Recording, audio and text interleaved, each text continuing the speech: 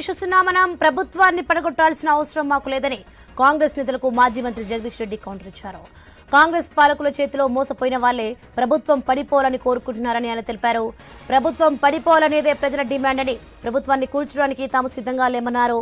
కాంగ్రెస్ లో ఎవరు సీఎం అయితే మాకేంటని ఫైర్ అయ్యారు. ప్రజల తిరుగుబాటు చూస్తుంటే ప్రభుత్వం కూలడం ఖాయంగా కనిపిస్తుందని ఎద్దేవా చేశారు. ప్రభుత్వంపై అన్ని వర్గాల ప్రజలు అసంతృప్తితో ఉన్నారన్నారు. రియల్ ఎస్టేట్ పడిపోవడంతో బిల్డర్లు సూసైడ్ చేసుకుంటున్నారంటున్న జగదీష్ రెడ్డితో మా న్యూస్ ప్రతినిధి కిరణ్ ఫేస్ టు ఫేస్. ఎమ్మెల్యేల కొనుగోలు వ్యవహారం కలకలం రేపుతా ఉంది. రియల్ ఎస్టేట్ వ్యాపారులు డబ్బులు పెట్టి మరి ప్రభుత్వాన్ని పడగొడతారంటూ కూడా ఓ ఎమ్మెల్యే చేసినటువంటి వ్యాఖ్యలు ఇప్పుడు సంచలనంగా మారాయి. ఇక ఈ వ్యాఖ్యలపై స్పందించడానికి మనతో పాటు మాజీ మంత్రి జగదీష్ రెడ్డి గారు ఉన్నారు. సార్ చెప్పండి, ఏంది ఎమ్మెల్యేల కొనుగోలు వ్యవహారం సంబంధించి మీ ఎమ్మెల్యేనే కామెంట్ చేశారు, ఏం నడుస్తుంది అసలు? వాస్తవానికి ఎమ్మెల్యేలను కొనుగోలు చేయడం అనేది చర్చ రాలేదు, కానీ ప్రజలైతే ఈ ప్రభుత్వాన్ని పడగొట్టాలన్న కోరికను మాత్రం వ్యక్తీకరిస్తున్నమాట వాస్తవం. గత 2-3 నెలలుగా ఎక్కడికి వెళ్ళినా నేను కూడా చెప్పినాను చాలా సందర్భాల్లో. మీరు నిన్నటి నా ఉపన్యాసాలు తీసుకుంటే కూడా ఉంటాయి నీకు, కార్యకర్తల సమావేశాలు మాట్లాడేటప్పుడు కూడా. ఎందుకో ఈ రాష్ట్రంలో పరిస్థితి చాలా విచిత్రంగా ఉంది. భారతదేశ రాజకీయాల్లో ఇప్పుడు జరగనివి జరుగుతూ ఉన్నాయి. ప్రజలు ఒక ప్రభుత్వాన్ని ఎన్నుకొని అదే ప్రభుత్వాన్ని పడగొట్టాలి అని చెప్పి కోరుకోవడం అనేది చాలా విచిత్రమైన పరిస్థితి. ఒక ఏడాది కూడా తిరగకముందే ఒక తండలకు వెళ్ళినా, ఒక గూడానికి వెళ్ళినా, ఇంకో చోటికి వెళ్ళినా ప్రజలు ఇంకా 3.5 ఏళ్ళు వీళ్ళే ఉంటే ఎట్లా బతుకుతాము అని చెప్పేసి అడుగుతున్నారు. నేను కరువు కొరకు తిరుగుతున్న సందర్భంలో ఎక్కడికి వెళ్ళినా, ఏ తండకి వెళ్ళినా, ఏ ఊరికి వెళ్ళినా, ఎక్కడికి వెళ్ళినా వాళ్ళందరూ వ్యక్తీకరించిన భావాన్ని మేము చెప్పినాం. కేసీఆర్ గారి దగ్గర కూడా నేను ఈ మాట సందర్భంలో చెప్పినాను. ఇట్లా అంటున్నారన్న ప్రజలు, ఇది ఆశ్చర్యంగా ఉంది. జనరల్ డెమోక్రటిక్ కంట్రీస్లో ప్రజలు ఒకసారి ఎన్నుకోబడ్డ తర్వాత ప్రజల చేత ఎవరు కూలగొడితే కూడా ఒప్పుకోరు ప్రజలు. కానీ అంటే నిజంగా ఇది ప్రజల నుంచి వచ్చినటువంటి అభిప్రాయమా, లేకుంటే మీరు ప్రభుత్వానికి లీకులు ఇస్తున్నారా? మీరు నేను ఏమంటున్నానంటే, సరే నిన్న మా ప్రభాకర్ రెడ్డి గారు ఏదో రియల్ ఎస్టేట్లు అన్నారు అని చెప్పేసి అన్నారని అంటున్నారు, కానీ ఇది ప్రజల డిమాండ్ అనే విషయాన్ని నేను గతంలో అనేక ఉపన్యాసాల్లో చెప్పిన. నిన్న మార్నింగ్ కూడా మీరు నా ఉపన్యాసాలు రికార్డు తీసుకుంటే ఉంటాయి ఎక్కడ పోయినా సరే. మేము ఆ విషయాన్ని బహిరంగంగా చెప్తున్నాం. ప్రజలు అడుగుతున్నారు, ప్రజల కోరిక ఇట్లా ఉంది, అయినా మేము దానికి సిద్ధంగా లేమని చెప్పినాం. మాకు మార్చాల్సిన అవసరం ఏం లేదు. రేవంత్ రెడ్డి కాకపోతే ఇంకో ఆయన వస్తాడు, ఎవడొస్తే ఉంది, ఎవడొచ్చినా గదే లంకల పుట్టినని రాక్షసులే. కాంగ్రెస్ పార్టీ ప్రభుత్వం ఏమి ఉంటుంది, మాకేం అవసరం, తీసేసే అవసరం మాకు లేదన్న విషయాన్ని మేము స్పష్టంగా చెప్పినాం. ప్రజలు, వివిధ వర్గాల ప్రజలు ఏదైతే అభిప్రాయాలు వ్యక్తీకరిస్తున్నారో దాన్నే మాట్లాడండి ప్రభాకర్ రెడ్డి గారు. దాంట్లో పెద్దగా ఆశ్చర్యం ఏం లేదు. అది నేను కూడా మాట్లాడిన, అందరం కూడా మాట్లాడతాం. ప్రజలు మమ్మల్ని అడుగుతున్నారు, ఆ విషయాన్ని చెప్పినాం. వాస్తవం, ఇది ప్రజల డిమాండ్గా ఉంది. ఇప్పుడు ఇది అందులో సందేహం ఏం లేదు. అన్ని వర్గాల ప్రజల డిమాండ్ ఇది.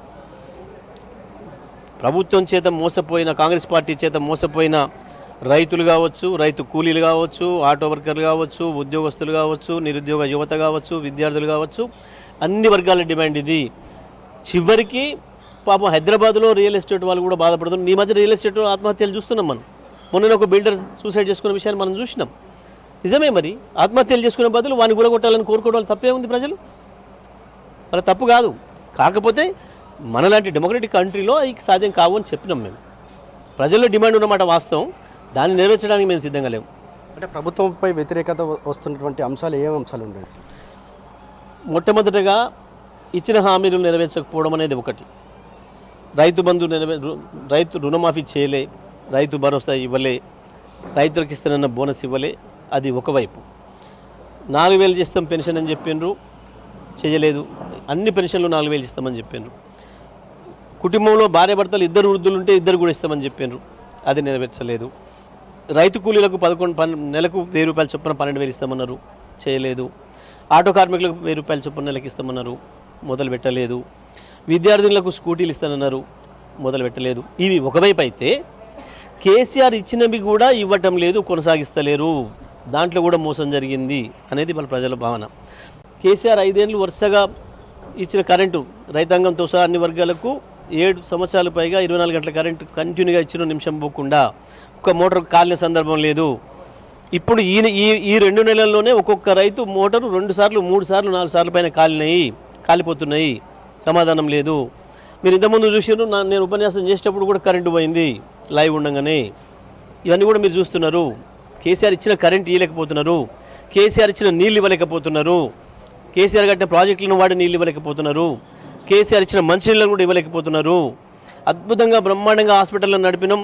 33 హాస్పిటల్ 33 జిల్లా కేంద్రాల్లో పెట్టి మెడికల్ కాలేజీ అనుబంధ హాస్పిటల్గా చేస్తే ఒకనాడు మేము దాని బిడ్డో సర్కారు దవాఖానకు పాడుకున్న వాళ్ళు మేము పోం బిడ్డో ప్రైవేట్ దవాఖానకు పాటలు పాడుకునే పరిస్థితి వస్తే మళ్ళీ పాత పాటనే గుర్తు చేసే విధంగా ప్రభుత్వ ఆసుపత్రులకు అడుగు పెట్టకుండా చేసినారు.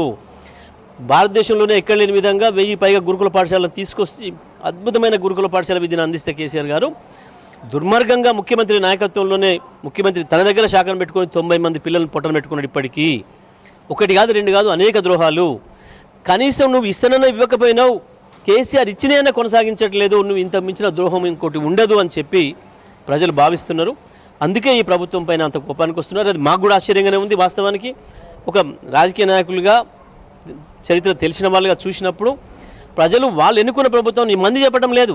మీరు కూడా చూసారు చాలా చోట్ల మేము కాంగ్రెస్కి వేసినాం, మేము మా చెప్పుతో కొట్టుకుంటున్నాం, మేము కాంగ్రెస్కి వేసినాం, మా చెంపలు వేసుకుంటున్నాం, ఈ రకంగా మాట్లాడుతున్న సందర్భాలు 100,000.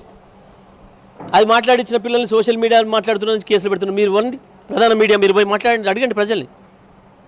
ప్రధాన మీడియాలో రానియరు, ప్రధాన మీడియానంతా దాచిపెడతారు, మూసిపెడతారు వాళ్ళు చెప్పకుండా ప్రజల అభిప్రాయాన్ని.